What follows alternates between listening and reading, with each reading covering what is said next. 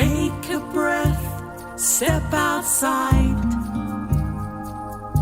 Indigenous Ways acknowledges the traditional owners of country throughout Turtle Island and pays respect to elders past and present.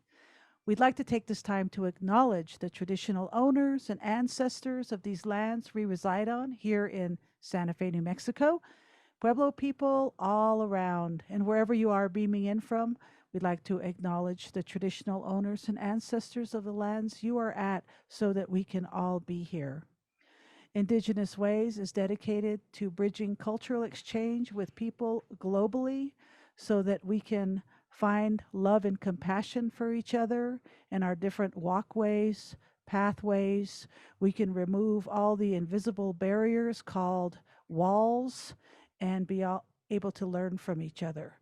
This evening is a very special night. We have our beautiful little brother, Wakaya Wells, who is beaming in from Oregon this evening. He's originally from Oklahoma, comes from the Choctaw Nation. And we're going to go ahead and just get started. And Wakaya, thank you for joining us this evening. I wanted to say, yo, hey, or I wanted to say, yeah, hey. Then I said, no, do a Navajo traditional. Yate. How are you doing this evening, I'm Wakaya? so good. It's so good to be here. I'm thrilled. I'm happy to see your face again in Elena's face, and um, yeah, just excited to share and about my story and where I come from, and maybe throw a little bit of poetry and some prose in there. See what we have for tonight. I'm happy to be here. Awesome. Thank you so much for that, Wakaya. Can you tell us a little bit about yourself before we get started this evening?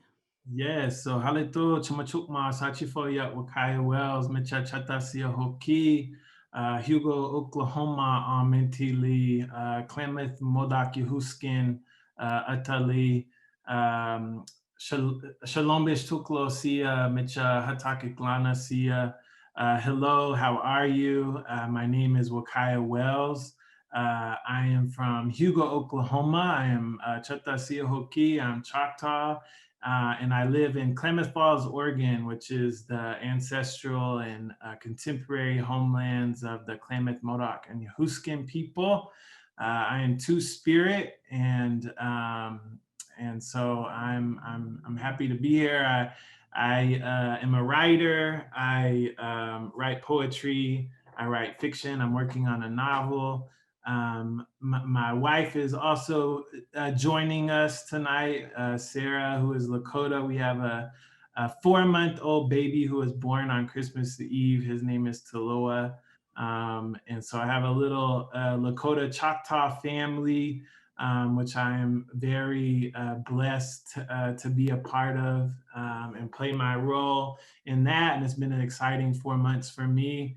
And yeah, I've spent time in since university working with students and colleges and multicultural programs and diversity training, and I yeah I the last year has been very tough on me and a lot of us, the COVID-19 pandemic, and actually terrible wildfire season where we live here in Oregon this last year. So it ended up being a cross country road trip with my pregnant wife. And we went to Oklahoma and Minnesota and then ended up back in Oregon finally for having our baby. And but it's good to be where we're at. I feel lucky. I feel blessed. And I'm actually planning on moving to Minnesota soon. And so that'll be another transition for me and my family.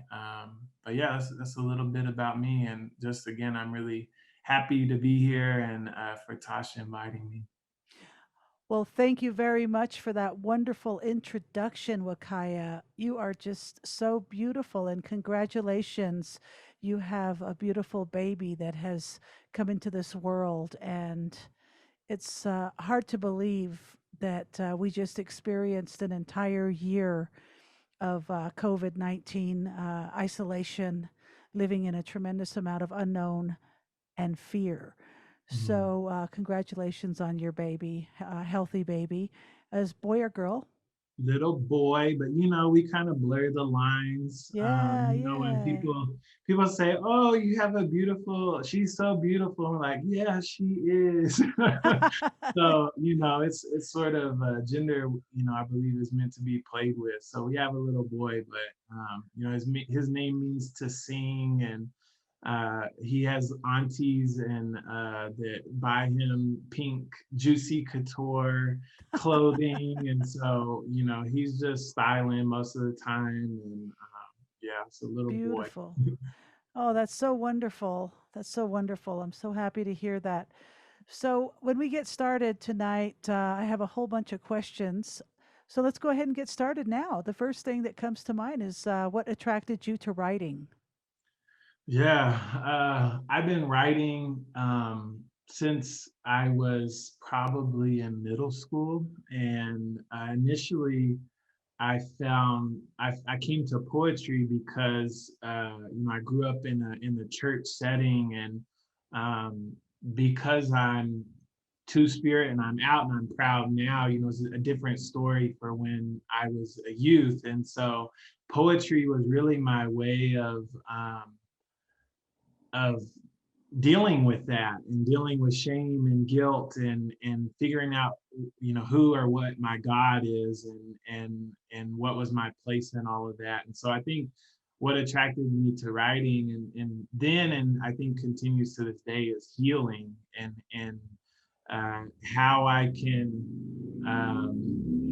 write story and share story in a way that, you know, acknowledges that there's hardships and traumas that myself have experienced, my family have experienced, people like me, and people also different from me, but that there's a path somewhere, right, to healing and to something better, and something whole, that you know we're not always writing a tragedy, I guess, you know, and I think that's for me what brought me to writing, and is why I'm still doing it today, you know, years and years later. And so, and then now it's like I started with poetry, and then I did spoken word poetry, so more performance. And then um, as an adult, it was like, okay, I want to write a book someday. I want to write fiction. And so I just started writing fiction, had never written it before,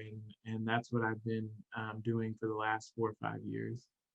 That's amazing. Um, so, you talk about Two Spirit, and can you talk about what that was like coming out for you, for your family, being in Oklahoma and stuff like that? Yeah, good question. So when I grew up, you know, Oklahoma is in the Bible Belt. Obviously, I didn't grow up in I grew up in a small town, and I didn't grow up in a place that had a lot of visible, out queer people. So you know, I didn't see any representatives of that identity and all of its nuance, and so it was hard, you know, like I grew up you know, being called fag, and I didn't even know at the time that bisexual was a thing.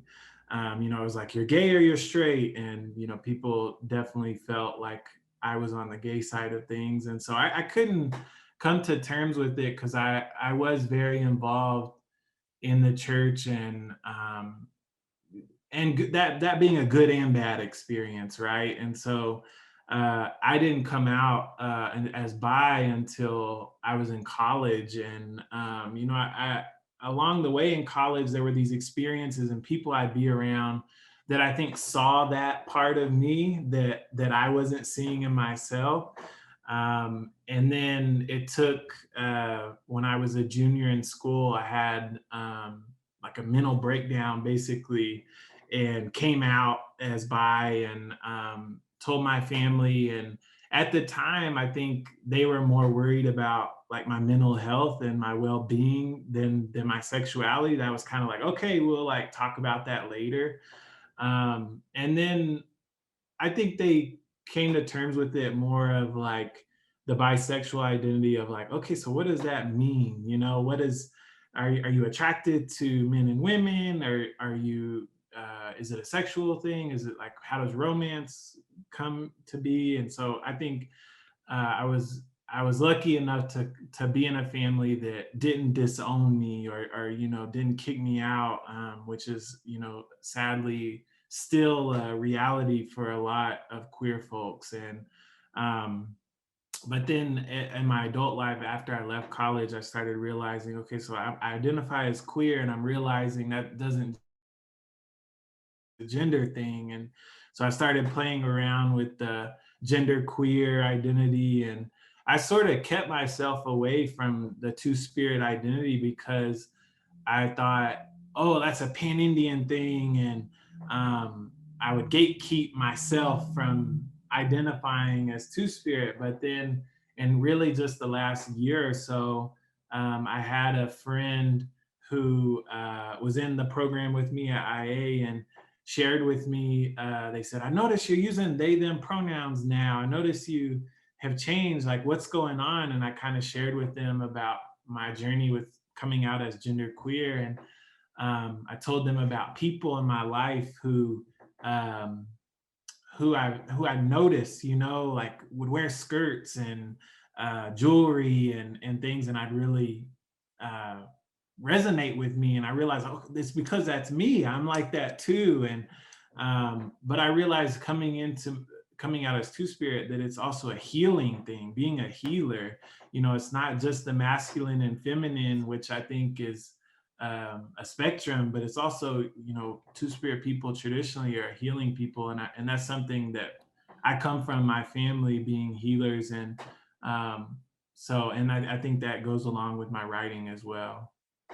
Well, that's really interesting that you talk about the healing aspect of the connotation around two spirit because you're, from what little I know about your career path as an academic settings, dealing with people coming of age in this millennium time and coming to themselves. And identity is such a big thing when you're popping out of high school and popping out of your mom's and dad's home and coming into a college. It's such a shocking awakening. There's a lot of fear involved, and it's almost like going through a glass ceiling to go from home, especially like a reservation, and then coming to the mainstream world, which we can call the mainstream world because that's what it is. People call it the white world when they come from the reservation out here, but really, there's America is a land of immigrants, and anybody that's not indigenous from Turtle Island comes from ancestry of immigrants. So, working in those fields, in some way, I can see you as a healer, meeting all these students that are in cultural crisis or gender crisis or coming from domestic violence or addiction or something like that, and you're there to just ground them. Does that sound about right? Yeah, it's been rewarding work, you know, like it's hard work, you know, dealing with bureaucracy and institutions, Oh, Western yeah. institutions. But, you know, for me, it's um just empowering them. That's what I always tell my students. Like, I'm here to empower you, like who you want to be, what you want to do. Like, here's the microphone, here's the stage. Like, say what you have to say. And I really encourage them to live unapologetically, because I think for so many minorities, underrepresented students of color, LGBTQ community have grown up in a society um, that doesn't want them to do that, doesn't want them to have pride. You know, it asks them to be shameful in some ways. And I think, you know, I have worked with middle school students in today's age that are like already out, and they're like teaching me things. And so I do see that there's healing happening and generational shift that, you know, for when I was that young wasn't happening. And I'm seeing that happen in conservative, in rural areas. And so um, I feel inspired by that, you know, good change is happening. Yeah, I think that's good change. So, what has been pondering my mind lately is the word ally. Mm. It seems to be a buzzword, ally.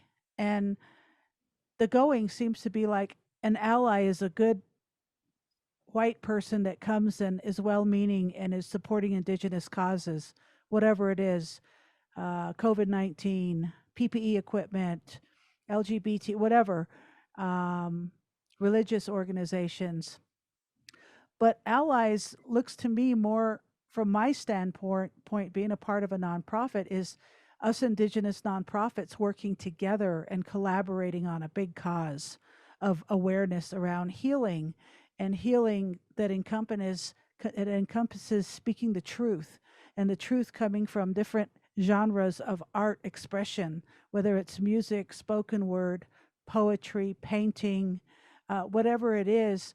It's telling a story, telling your story, so that maybe somebody out there that has some juxtaposition with you can say, wow, this guy's doing it, and he's from Oklahoma, and he's come out as genderqueer, and he's just letting people deal with it however they're going to deal with it, however the different groups of people. So allies is something I'm going to start talking about more on platforms, because I think allies is everybody.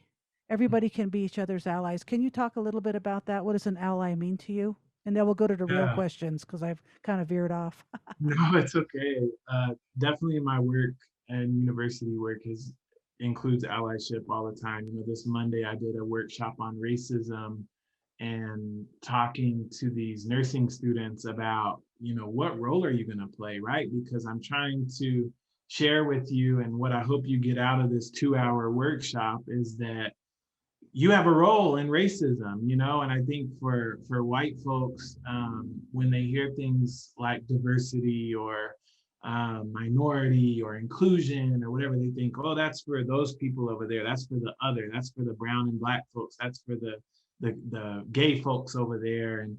And what I try to get allies, if I'm building that bridge, is to see is that you have a role, you have a voice too, and it's not always on the marginalized folks, and it shouldn't be on the marginalized folks in a room or in a group or organization, a city, in a country, to do all the educating, to do all the work. This country has flourished on the labor and on the stolen lands of Indigenous people and enslaved labor of African folks. And so we've done our part, and we're still doing it, right? Because we care about our families and our communities, and we're going to keep taking care of our own. But at some point, white folks have to understand they have to show up. They have to show up, and they have to put the right people in the room. And it's not just including people. It's not just diversity, right? Like, oh, we have all different kinds of people here. It's also saying, okay, I'm going to shut up now, and I'm going to let this Black trans woman talk. I'm going to let this Indigenous Two-Spirit person talk about their experience or their expertise, because as a white person, I don't know. And for me, looking the way I do, I have privilege too as a white person. I walk in this world and people think I'm white. And so I acknowledge that, even though I'm Indigenous, and that, sometimes I have to shut up too. And so I think that's all a part of allyship. And a lot of people are thinking more about, okay, what's past allyship? Is it institutional change agents? Is there something more that they're doing than just waving their flag or, changing their Facebook status or sharing? Is there another word that's out there that really shows and highlights that they're doing work? They're not just supporting from the sidelines, they're standing in front sometimes and protecting the more vulnerable population. So that's, for me, what I think about when I think about allies. Beautiful. Thank you very much for talking about that. So before I ask you to read one of your pieces for us this evening, I'd like to ask you about mental health, because I have read some of your literature, and you've got some great character development with some mental health characters that you've written about. Can you help us break down some walls of misunderstanding about what does bipolar mean, and what does treatment, how do people approach that, and what is misunderstood about it in society in general because of stereotypes and stigmatisms. Yeah, I think for me, coming from the community I did, and I think it's common in Native communities as well, of when you're dealing with certain things mentally, that you don't talk about it, that's a quiet thing. I think in some religious communities too, I found that that sort of thing doesn't um, don't some people don't see as real, don't see depression, don't see anxiety as a real um, diagnosable thing, a scientific thing. And so that was sort of the community that I come from. And I didn't think I needed counseling. I didn't think that was the space for me. And but I realized over time, and whenever I had my breakdown, and at I think I was 21, and got diagnosed as bipolar disorder 1, I realized a lot of the things that I had suppressed, right? And because of that sort of stigma that was placed on mental health, and not asking for help. And so for me, bipolar 1 means that you have had a manic episode, so a full blown manic episode. And if you've had one, you have potential for another, right? That's just kind of how it works. And so bipolar 2 airs more on the side of someone having depression more than mania. And then the mania they experience is in very short uh, spurts. They call it hypomania. Whereas for me, my first manic episode, when I had it, um, I stayed up for what initiated it, among many things, right? Is I was sleeping on my sister's couch in Tulsa, Oklahoma. I was on a break from college, and college was so fast paced that being back in Oklahoma, it was like a culture shock. I came out as bisexual. There were protests going on at my school. I was struggling with who I wanted to be after college and what I wanted to do. And so I ended up staying up for 4 straight days. I tried to sleep, I couldn't, I didn't eat. And then I ended up in a mental hospital for about 8 days. And even after I got out, I was still, I would say, experiencing some form of mania for like 2 more months. And then recovery is up and down, and trying medications and trying to get in a routine. And so that was the biggest shift in my life.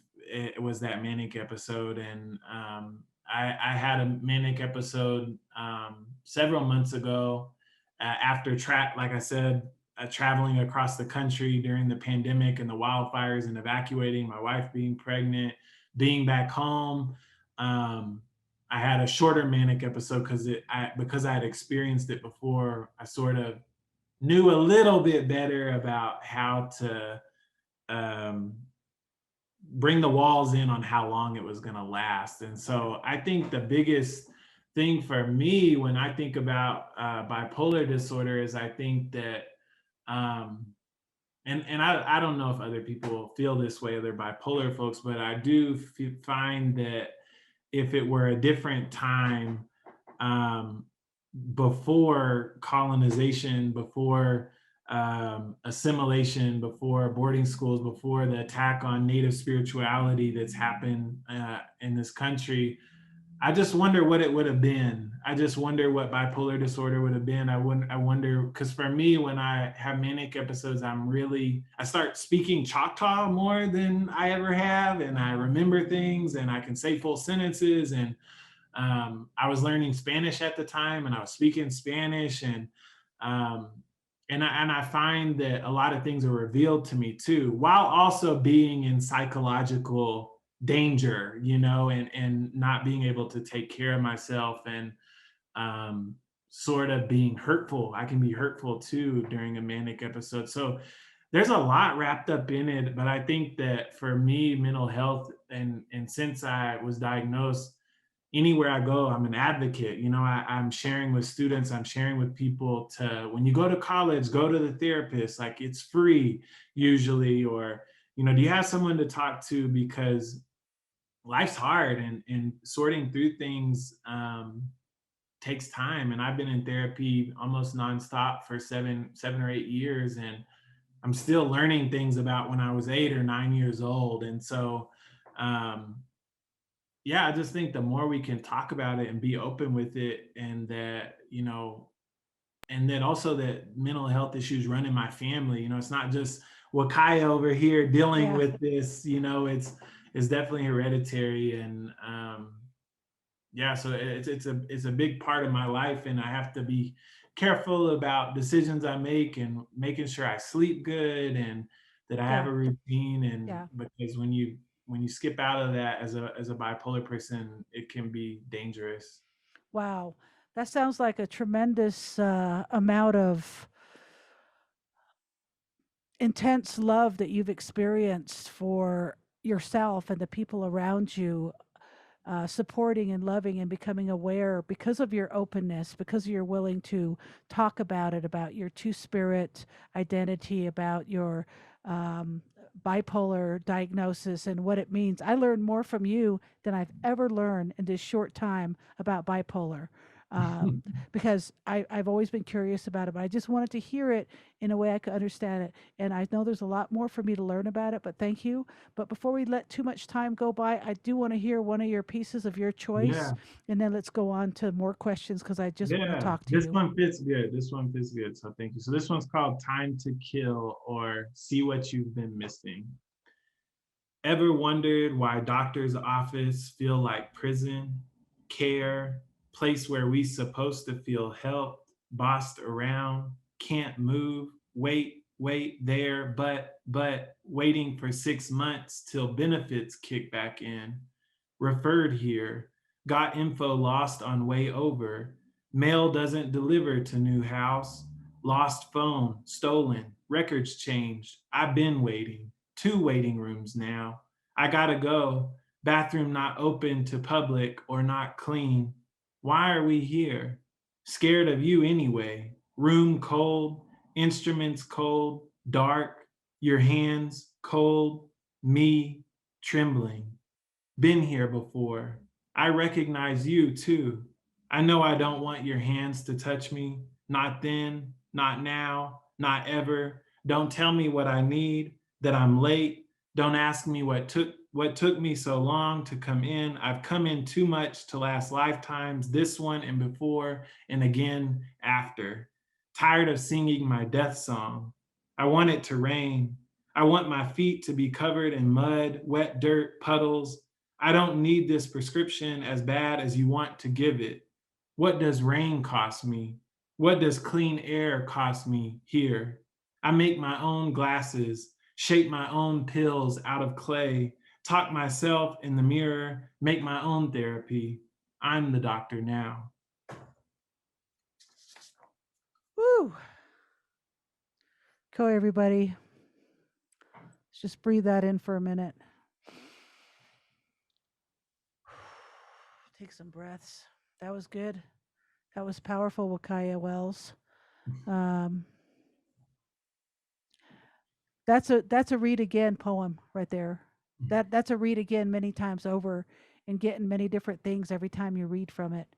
Um, on a personal level, first person point of view, second person point of view, third person point of view, all of them work with that poem. Beautiful work. Thank you very much. Thank you. Um, so with your let's move to your fiction. With your character development, do you write from mixed cultures, or do you write from Native American standpoint mostly, or do you do gender variations, or are you to the point in your writing where you can get one point of that guy that you like and you want to add his that little part of his character into this character you're developing, and then grab something from that woman you like and throw her character into that, and then just kind of create this person that eventually just all of a sudden has a voice of their own where your pen just takes off, man. You're just like, whoa, this person's now a real live spirit for me that's got a life of their own, and the story just takes off. Or can you talk about your character development? Yeah. So I think I write across races, across genders, because that's been my experience, right? Like how I think some writers in the age we're in now it's kind of contentious about, can a white person write a black character? Can a native person write, across racial lines? And so that was something we talked a lot about in our master's program. And so, but I find that if I'm humble, if I'm trying to be genuine, if I'm self-implicating, if I'm writing from the first person and the characters messing up and hitting roadblocks, then I find that I can write in a way that is respectful and that is not a trope or is not a stereotype. And I think working in diversity, and understanding those sort of concepts has helped me in my fiction writing. And so, the novel I'm working on opens up and the characters in a mental hospital. And so when you're in a mental hospital in Tulsa, Oklahoma, there's going to be people from a lot of different backgrounds, and Oklahoma is like that too. It's very diverse, even though people might not see it that way. And so my characters, when they sort of form and get to a point, if I write enough of them across chapters of like in dialogue, I find myself saying, okay, no, they wouldn't talk like that, or they would maybe skip a word, or and language changes like that so much, in our dialects that we speak. Even in Oklahoma, in the Choctaw Nation, for example, the town I grew up in is 20 or so miles from where my mom grew up, and my dad, being from Texas, will say, "Oh, well, you speak different," or 15 miles this way is close to the Red River, and there's a river bottom drawl to how people speak. And so um, Hmm. I try to honor that in my character development. And I think too, writing characters that I don't like if they're bad people, and what makes them bad, but also how that might affect the way they speak or the way they look or the way they smell. um, Hmm. that all goes into when I'm thinking of what ends up on a page. And it might not be fully thought out like that when I'm sitting writing something new, but over time and looking at it, it can change, and they'll develop more. Gosh, I just got a whole slew of questions in my head suddenly, but I'll just ask one right now. And that is, when you're developing your characters, you got your main character, right? You got your Mm. protagonist, you got your antagonist, and then you got all these other characters around uh, those two beings that need to be developed. Are you comfortable developing a character in, say, like, would you be able to develop a character that's black, or would you be able to develop a character that's Japanese? And let them be the protagonist and antagonist, and maybe do some research into some of their vernacular and dialects and some of their contexts, and be able to just uh, kind of let Japan come you, if you will. You know what I mean? Or is that possible? No, I think there is a line that I try to be careful about, because I don't want to appropriate someone else's culture Okay. or identity. There are Black folks in my novel. I think for me, when I went to college and went to Dartmouth and was in a big Native community, I was surprised because I just thought everyone grew up and was around Black people. And then I realized, was like, oh, that's kind of unique for my experience, at least among the friends that I made there in the community that was there.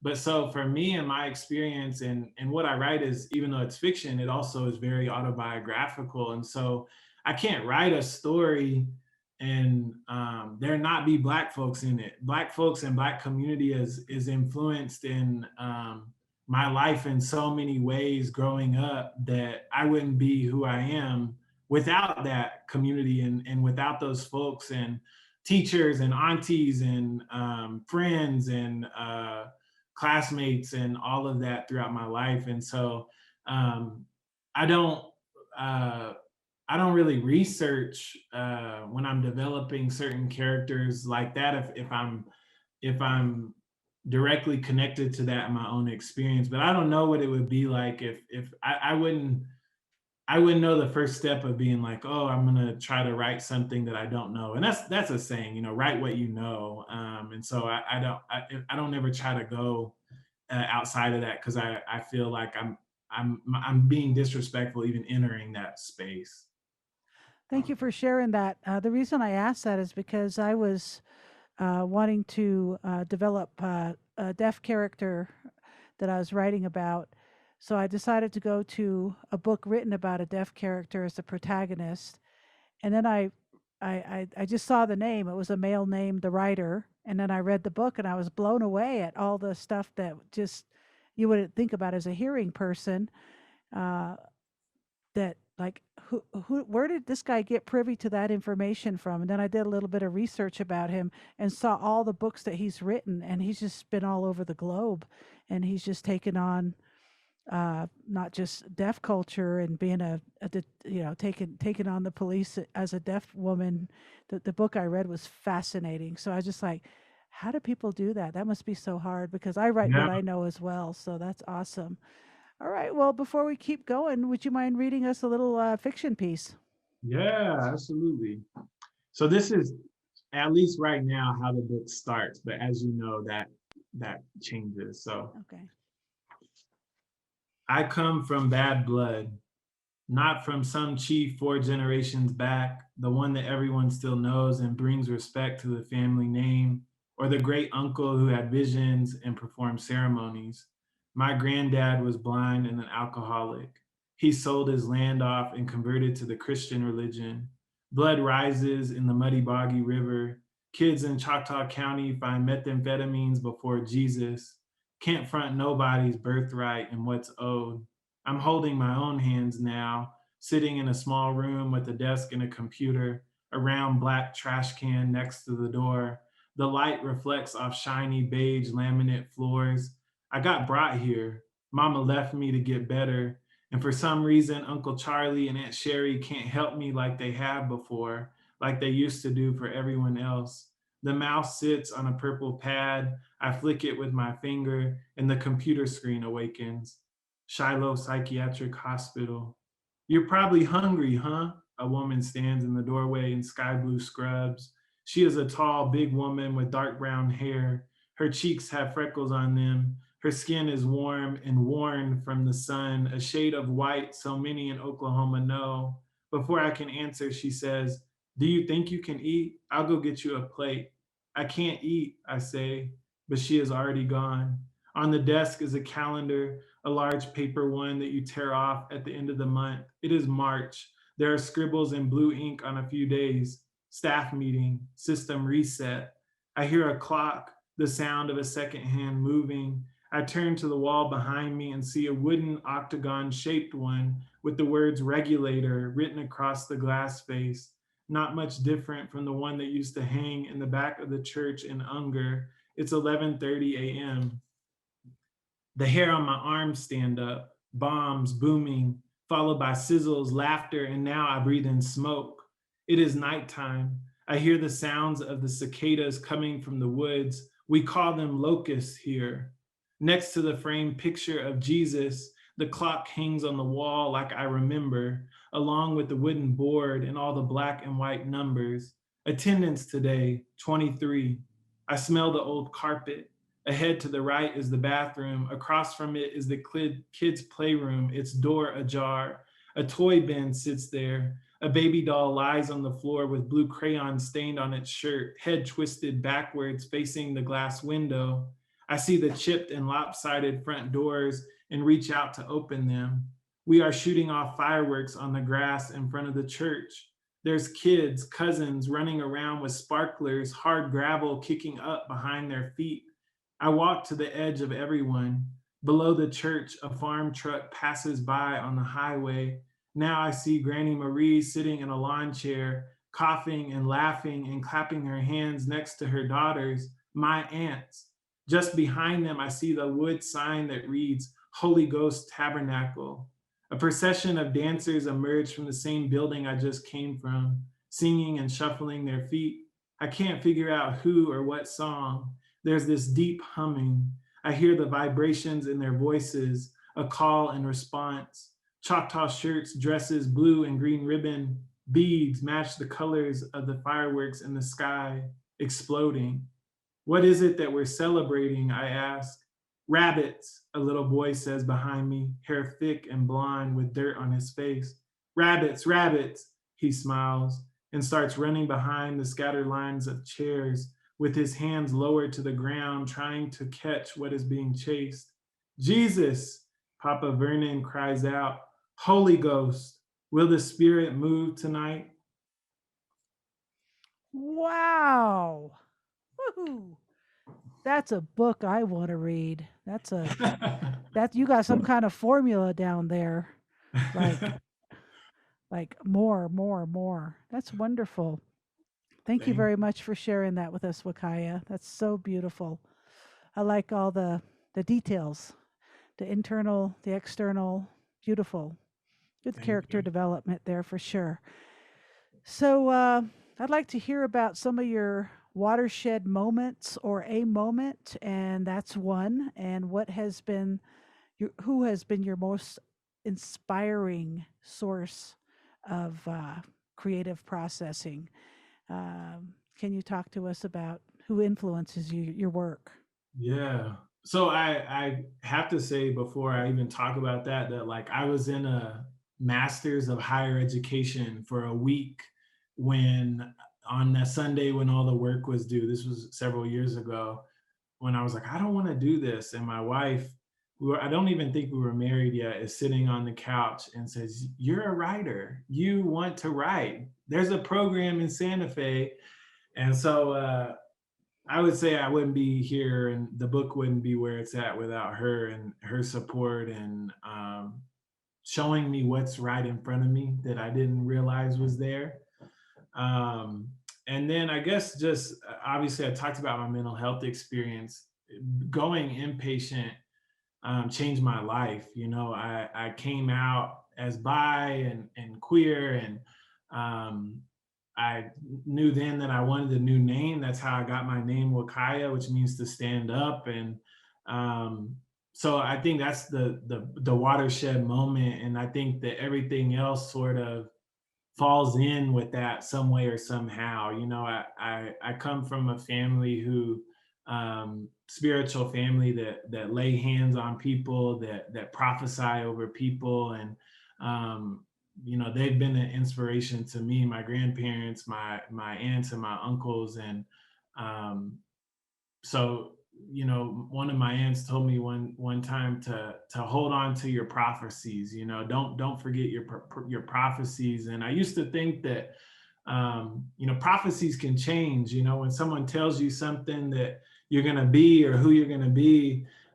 you might think that there's an image or something that comes to mind, and then years later it's changed. And for me, you know, I was sitting in therapy when I realized, you know, I used to be a preacher, and I still would love to preach again one day. But when I first preached, it was on an Easter Sunday, and my family, aunts and cousins would always say, "Oh, well, you know, your grandpa used to prophesy a long time ago that there was a man coming up the road with the book in his hand. He was going to save the church." And you know, they would tell me that right before I preached for the first time. And I realized years later, you know, I used to think, oh, I'm going to be the preacher. I'm going to have the church, and that's going to be me. That's going to be my role. And then for years, I thought that I was going to go to seminary. And then I realized more recently of like, well, maybe that book's not a Bible, you know, maybe that book is this novel I'm working on, and that's my role. And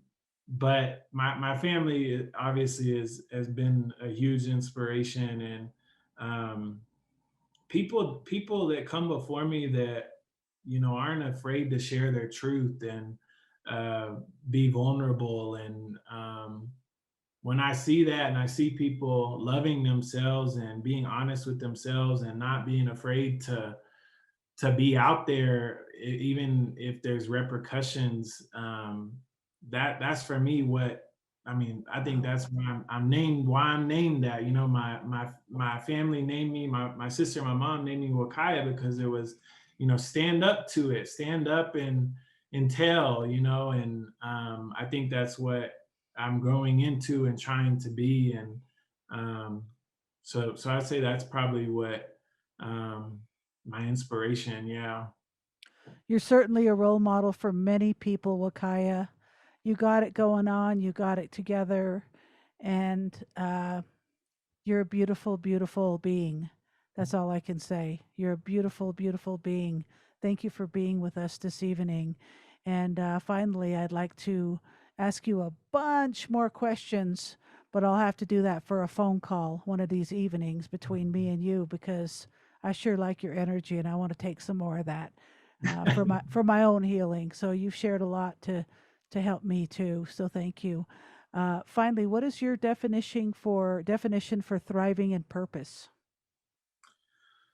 Yeah, I think when I think about purpose, I think am I showing up? Am I showing up to play the role that I'm meant to play, and that's in who I am to myself. Obviously, that's who I am to my family. Am I being a good partner? Am I being a good spouse? Am I being a good parent?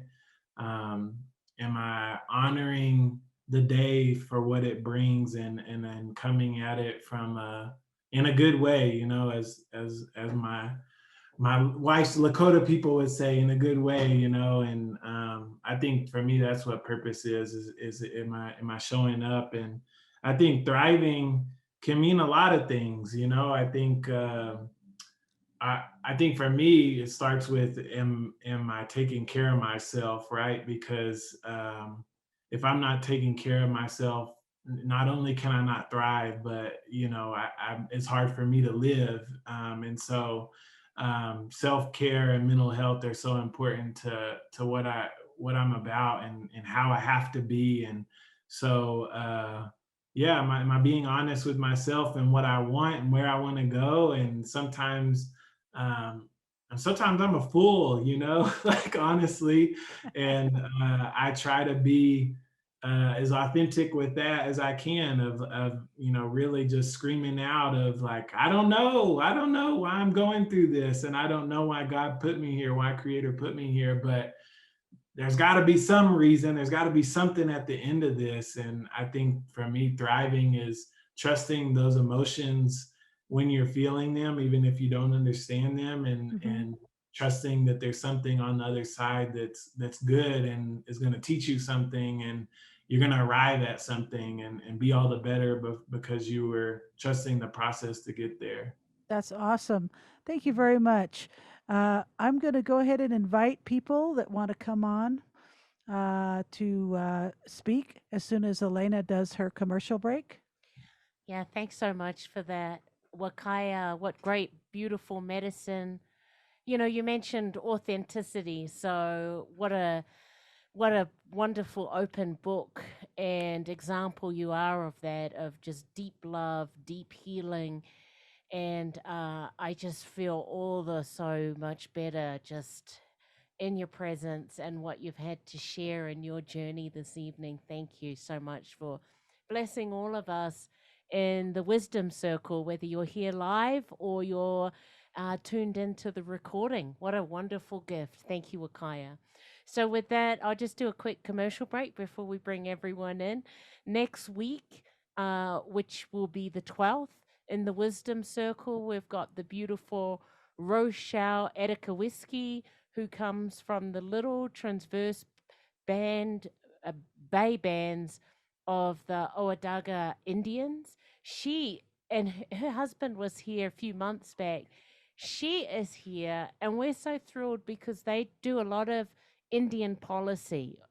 Um, making and changing policy within the nations to make things better for us all. So we'll look forward to her sharing her wisdoms. If this is your first time here, thank you so much for blessing us.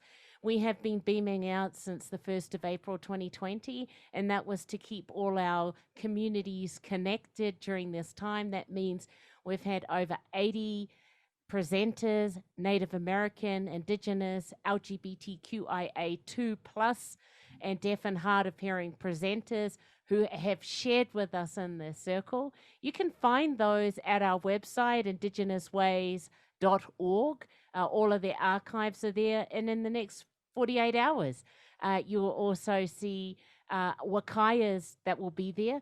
If you need to go back to take in this incredible medicine from Wakaya, please do that and then share it out to all the links of all your peeps.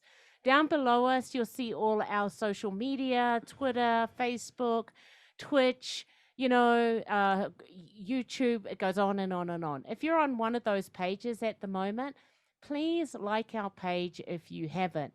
That helps us, and we're greatly appreciative of this. You'll see below me is an extraordinary being.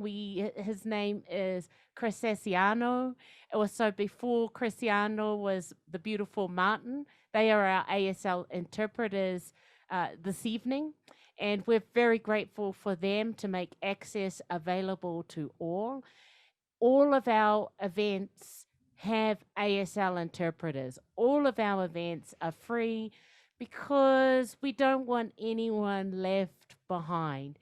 And that's also courtesy to our sponsors. They include the Native American Advised Fund, the Santa Fe Community Foundation, the New Mexico Arts, and Westaff. And we also have a new grantor, which is the Rio Rancho Historic area that we're very, very grateful of to be able that we can be here. Thank you also to our individual donors that have kept us here for 13 months. If you're able to, these are our links also at our website, IndigenousWays.org, donate. There's also snail mail, postal. This is the most important thing we wanted to share with you. This weekend, Saturday, Sunday, Mother's Day, we have the Indigenous Healing Festival. It is all online. So if you are thriving because of this incredible medicine of what Wakaya has just shared, we're having 6 hours on Saturday, 5.5 hours on Sunday of all these incredible Native American, Indigenous peoples coming in through the circle. Our theme is survivance, which is resilience and survival, whether that be through the last year or our historic survivance as a peoples. And so, in saying that, we'd love for you to be there. You can register. They're going very, very quickly. We're going to be probably having the waiting list starting tomorrow. So if you haven't registered, go to IndigenousWays.org. It is free. We have ASL interpreters. We have 2 deaf and hard of hearing presenters. One's James Woodenlegs. He's going to be sharing about the history of Indian Sign Language and also teaching Indian Sign. We've also got Sarah Young Bear Brown, who will be in on Sunday, Mother's Day, talking about the survivance of mothers. Our featured artist is Buffy St. Marie, specifically addressing survivance, and also Keith Zakola, looking at survivance through music. He also has a wonderful concert on Sunday. All of that information, the registration, who's on, what they're doing is going to be at the website. So please go to that to register. We'd love to see you in our electronic circles then. So in saying that, if you're in Zoom and you want to come and meet or say anything to this beautiful Wakaya, please turn on your cameras. While you're doing that, if you're in social media and you want to say a few things, please type something and Tash will share it. All right. The first comment we got is from Courtney, and Courtney is saying Thank you so much, Wakaya, for your powerful presence and gift of time. I am always so grateful to learn from you and your words. Thank you, Indigenous Ways, for creating this sacred space. Thank you very much, Courtney. We appreciate that. And would you like to say anything, Wakaya? Courtney is one of my best friends, so just shout out to her for coming on. Does a lot of amazing work in Southern Oregon, organizing and supporting marginalized and oppressed people. So I'm always happy to be in her presence. Thank you very much for that.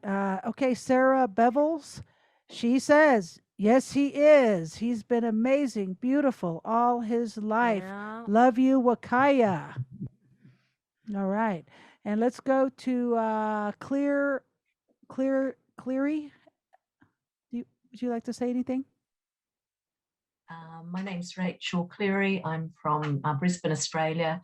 Just thank you very much for this space, this sacred space, and thank you very much for sharing today.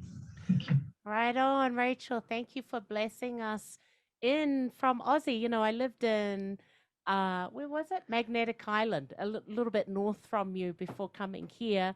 Really grateful that you're here. And if you want more of this, sign up for this free festival that we've got going. But thanks, Rachel, and being here. And of course, that's going to be our Saturday is your Sunday. So, yeah, you're I think 18 hours ahead of us. Thank you very much, Rachel. And I love Brizzy. Let's go to Donna. Donna from Ohio. Well, thanks. It's really nice to be here this evening. Wakaya, that your work is just gets me right in here. Yeah. And your story. It's amazing, you know, the resilience that Tosh and Elena are focusing on this year. And I think it comes right through you to all of us. So thank you so much for your words. Thank you. Thank you very much, Beautiful, Donna. beautiful. And Donna. we've got Carlin Cruz, who says, Carlin, would you like to speak for yourself? Okay, I typed a message, but also I just wanted to let you know that I appreciate your bravery so much. And speaking your truth, it's not an easy thing to do. Been through that myself, so I appreciate that so much.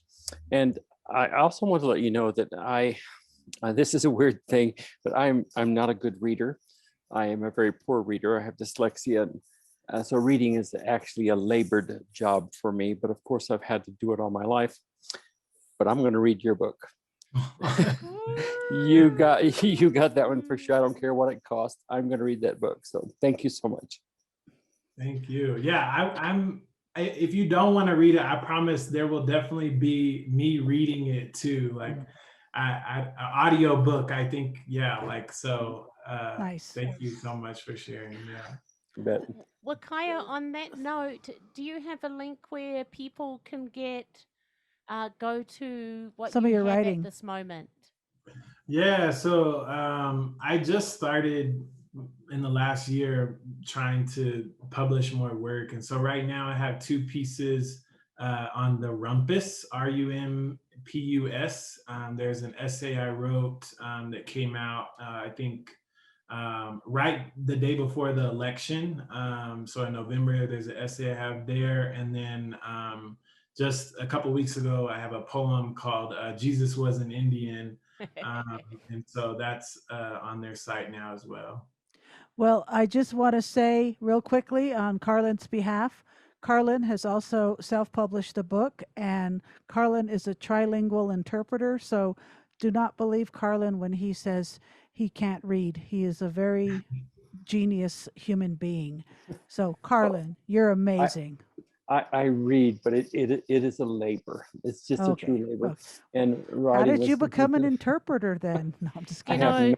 I have no idea. Carlin, I'm in the same boat. And so when we're hosting and it's time for reading, like this is midnight for me, but it's not really time-wise, but it feels like midnight. I'm usually getting ready for bed at this hour. But when it's time for reading, I'm like, you can't see this, but I'm tapping Tash under thing. Like, can Yeah, you she read wants me to that? read Because it. I can't read it. Right. So we're Well- in the same boat. You know, and saying that we're almost at the top of the hour. I know, but I so- want to Oh, give yes. Arletta. Arletta, would you like to say something? My best friend Arletta from Lukachukai. Arletta, hello. Do you want to say anything? And that's Rodney, her friend. He lives in Saley. Those are our Navajo deaf brother and sister. And do you want to say anything, Arletta, or finish?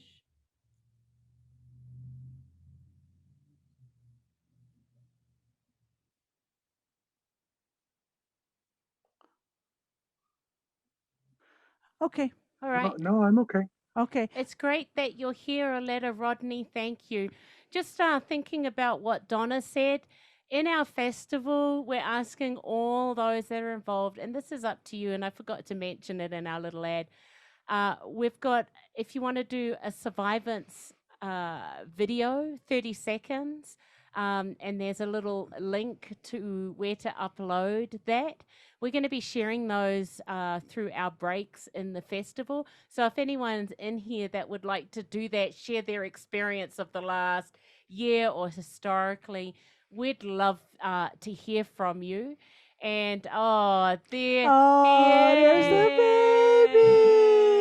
Yes. Oh, look at him. You're going to be 6'7" like your dad. NBA. NBA basketball player. Excellent. All Hey, right. Sarah, great Well, to see you all. I want to thank everyone on Zoom, social media, and those watching the recording and those watching in the future. Thank you for watching this in the future. This will be in our permanent archives. And thank you, as always, to our ASL interpreters. We'll see you on Wednesday next week for Rochelle Etawagashik. That's ETTAWAGESHIK. And lastly, let's give it up for Wakaya Wells. Woo! Touch the earth, touch the earth.